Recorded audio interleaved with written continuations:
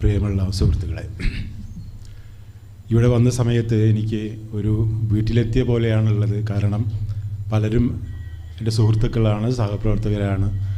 കേച്ചുണ്ട്, പല ആളുകളുണ്ട്. ചില ആളുകൾ മറന്നുപോയ ചില ആളുകളുണ്ടായിരുന്നു, അവരെ ഇവിടെ വെച്ച് കണ്ടു. എല്ലാവർക്കും സന്തോഷം. ഈ പരിപാടിക്ക് വിളിച്ച സമയത്ത് തന്നെ ഞാൻ പറഞ്ഞിരുന്നു, ഞാൻ ഇത്തരം കാര്യങ്ങളെക്കുറിച്ച് വളരെ ഗൗരവമായി സംസാരിക്കുന്ന ഒരാളല്ല. അപ്പോൾ അദ്ദേഹം എന്നോട് പറഞ്ഞു, വിദ്യാഭ്യാസ മേഖലയിലെ ഹിന്ദുത്വവൽക്കരണത്തെക്കുറിച്ച് സംസാരിച്ചാൽ മതി എന്ന് അദ്ദേഹം പറഞ്ഞു. അപ്പോൾ ഞാൻ അതിനെക്കുറിച്ച് സംസാരിക്കാമെന്നാണ് ഞാൻ വിചാരിക്കുന്നത്. ഈ പ്രശ്നങ്ങളെ, അതായത് വിദ്യാഭ്യാസ മേഖലയിലെ ഹിന്ദുത്വവൽക്കരണ പ്രക്രിയയെ ഒരു മതേതര ഫ്രെയിംവർക്കിൽ നിന്നല്ലാതെ ഒരു ഇസ്ലാമോഫോബിക് പഠനങ്ങളുടെ ഫ്രെയിംവർക്കിൽ എങ്ങനെ മനസ്സിലാക്കാം എന്ന് മാത്രം ആണ് ഞാൻ സംസാരിക്കാൻ ആഗ്രഹിക്കുന്നത്. ചില സമയങ്ങളിൽ ഈ ഇസ്ലാമോഫോബിക്കെതിരെയുള്ള ഈ ഫ്രെയിംവർക്ക് ചിലപ്പോൾ മതേതര ഫ്രെയിംവർക്കിൽ നിന്ന് ചിലപ്പോൾ എതിരാവാൻ സാധ്യതയുണ്ട്. അത് ഞാൻ മുൻകൂറായിട്ടുള്ളൊരു ജാഗ്രതപ്പെടുത്തുകയാണ്.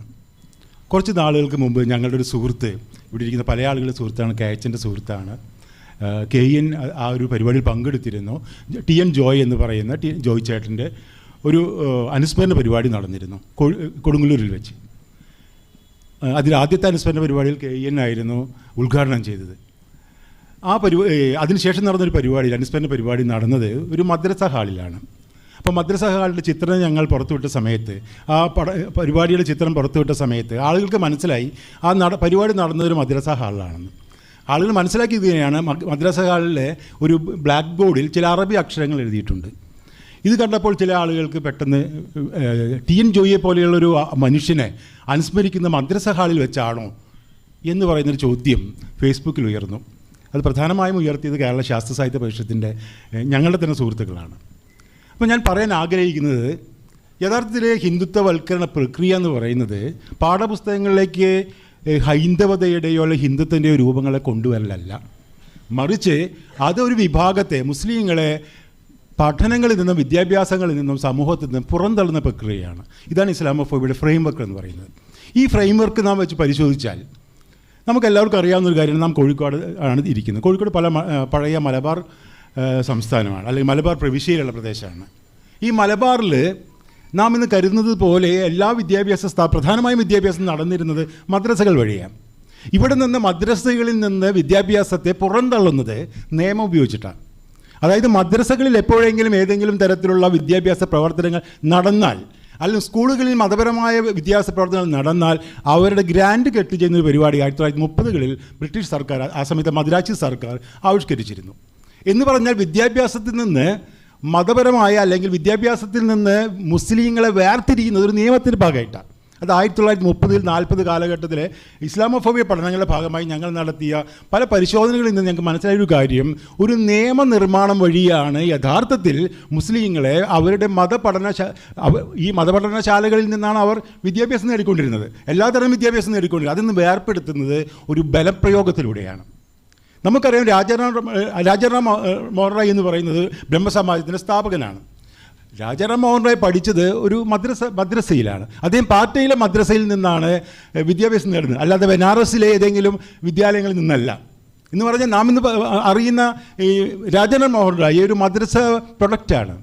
അതൊരു മദ്രസ എന്ന് പറയുന്നത് ഏതെങ്കിലും തരത്തിലുള്ള വിദ്യാഭ്യാസ പ്രവർത്തനം, എല്ലാ തരത്തിലുള്ള വിദ്യാഭ്യാസ പ്രവർത്തനങ്ങളും നടക്കാവുന്നൊരു കാര്യമാണ്. മതവിദ്യാഭ്യാസവും മതേതരമായ വിദ്യാഭ്യാസം എന്ന് പറയുന്ന വ്യത്യാസങ്ങളൊന്നുമില്ല. അതൊരു പുതിയ സൃഷ്ടിയാണ്.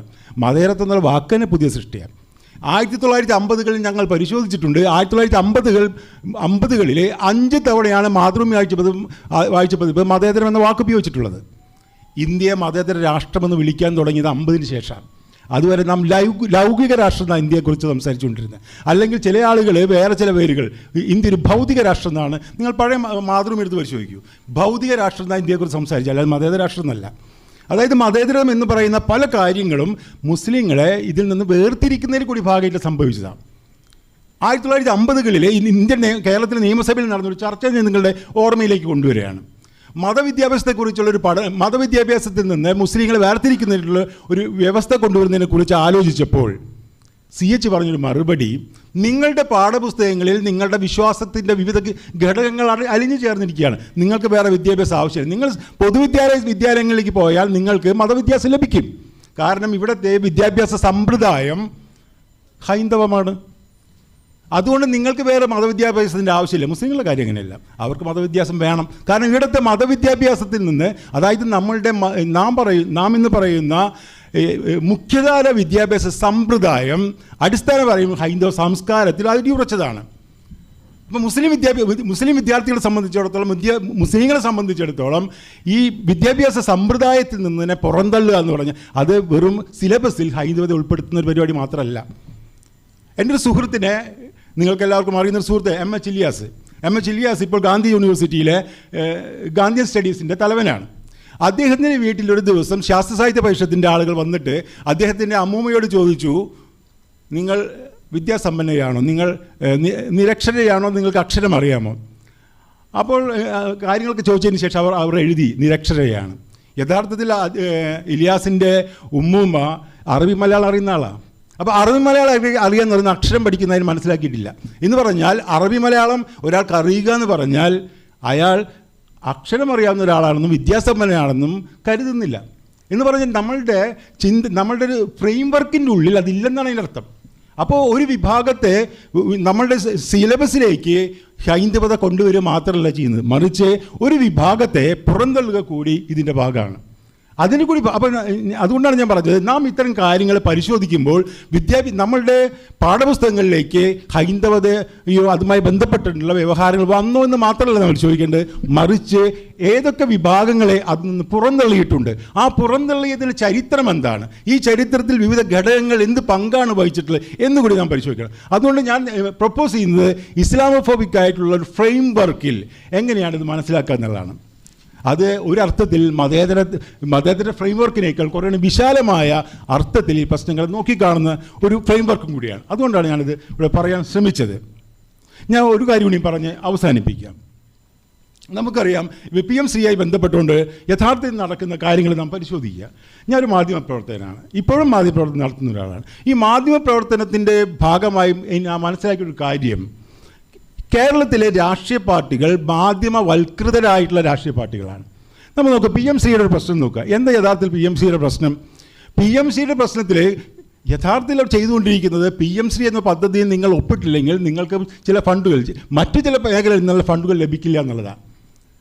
ഈ ഫണ്ട് ലഭിക്കില്ല എന്നുള്ള കാര്യം കഴിഞ്ഞ സർക്കാരിൻ്റെ കാലത്ത് UDFനും അറിയാം, ഈ സർക്കാരിൻ്റെ കാലത്ത് LDFനും അറിയാം.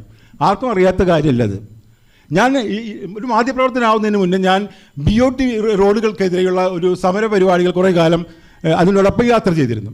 ആ സമയത്ത് പാലക്കാട് റൂട്ടിലേക്ക് പോകുന്ന പല റോഡ്, പ്രത്യേകിച്ച് പഴയ 47, ഈ 47 കുറേ കാലത്തേക്ക് നന്നാക്കിയിരുന്നില്ല, മെയിൻ്റനൻസ് നടത്തിയിരുന്നില്ല. അങ്ങനെ മെയിൻ്റനൻസ് നടത്താതെ ആ സമയത്ത് ഭരിച്ചുകൊണ്ടിരിക്കുന്ന അധികാരികൾ ജനങ്ങളിൽ നിന്ന് മുഴുവൻ ചീത്ത കേട്ടതിന് ശേഷമാണ് ഇവർ BOT റോഡുകൾക്ക് വേണ്ടി ഒപ്പിടാൻ തയ്യാറായത്. കാരണം BOT റോഡുകൾ നിങ്ങൾ ഒപ്പിട്ടില്ലെങ്കിൽ നിങ്ങൾക്ക് ഈ റോഡ് മെയിൻ്റനൻസ് നടത്തില്ല എന്നൊരു തീരുമാനമെടുത്താൽ ഏത് സർക്കാരാണ് ഒപ്പിടാതിരിക്കുക? അപ്പോൾ യഥാർത്ഥത്തിൽ സംഭവിക്കുന്ന എന്താ, നാം യഥാർത്ഥത്തിൽ ചെയ്തുകൊണ്ടിരിക്കുന്നത്, ഒരു വധശിക്ഷയ്ക്ക് വിധിക്കപ്പെട്ട ഒരാളോട് നിങ്ങൾക്ക് ഇലക്ട്രിക് ചെയറിൽ മരിക്കണോ അല്ലെങ്കിൽ നിങ്ങൾക്ക് തൂക്കിക്കൊല്ലണോ എന്നുള്ള കാര്യത്തിൽ മാത്രമാണ് നമ്മുടെ ചർച്ച. PMCയെക്കുറിച്ചുള്ള ചർച്ചയും അങ്ങനെ തന്നെയാണ്.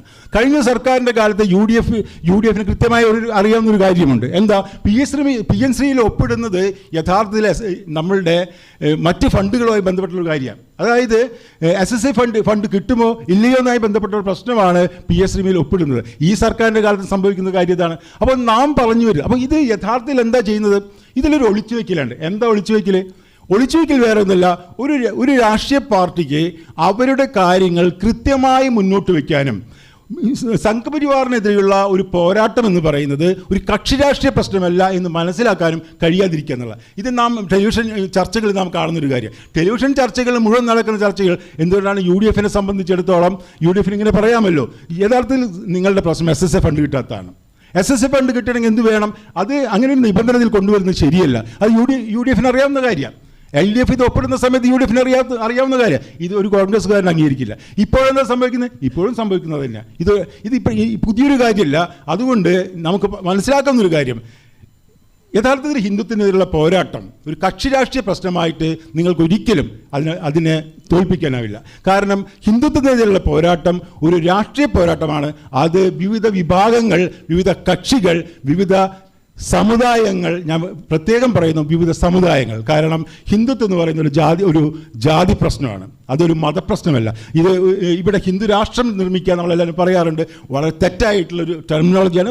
ഒരു സവർണ്ണ ഭാഷ ഉണ്ടാക്കാൻ അവർ ശ്രമിച്ചുകൊണ്ടിരിക്കുന്നത്, ഒരു ഹിന്ദു രാഷ്ട്രം ഉണ്ടാക്കാനല്ല ശ്രമിച്ചുകൊണ്ടിരിക്കുന്നത്. അത് യഥാർത്ഥത്തിൽ മുസ്ലിങ്ങളെ വായടപ്പിക്കാൻ വേണ്ടി ഉണ്ടാക്കിക്കൊണ്ടിരിക്കുന്ന ഒരു പുതിയ ടെർമിനോളജിയാണ്. മതരാഷ്ട്രം എന്ന ടെർമിനോളജി മുസ്ലിങ്ങളെ വായടക്കുന്നതിന് വേണ്ടി മാത്രം മതേതരവാദികൾ ഉപയോഗിച്ചുകൊണ്ടിരിക്കുന്ന ഒരു ടെർമിനോളജിയാണ്. അതിലേക്ക് ഞാൻ കടക്കുന്നില്ല. അപ്പോൾ ഞാൻ പറഞ്ഞു വരുന്നൊരു കാര്യം ഇതാണ്, ഇതിനെതിരെ പോരാട്ടം, ഹിന്ദുത്വത്തിനെതിരെയുള്ള പോരാട്ടം നിർബന്ധമായും കക്ഷി രാഷ്ട്രീയ പ്രശ്നങ്ങൾക്ക് അതീതമായി മുന്നോട്ട് പോകേണ്ടതാണ്.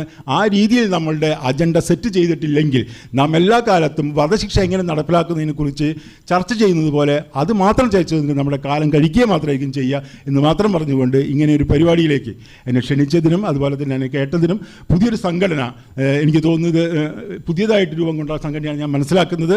ഈ ഒരു സംഘടനയ്ക്ക് അവരുടെ കൂടുതൽ വിശാലമായ രീതിയിൽ ഇത്തരം കാര്യങ്ങൾ മനസ്സിലാക്കാനും പ്രക്ഷോഭങ്ങൾ നയിക്കാനും കഴിയട്ടെ എന്ന് ആശംസിച്ചുകൊണ്ട് നിങ്ങൾക്ക് എല്ലാവർക്കും അഭിവാദ്യങ്ങൾ.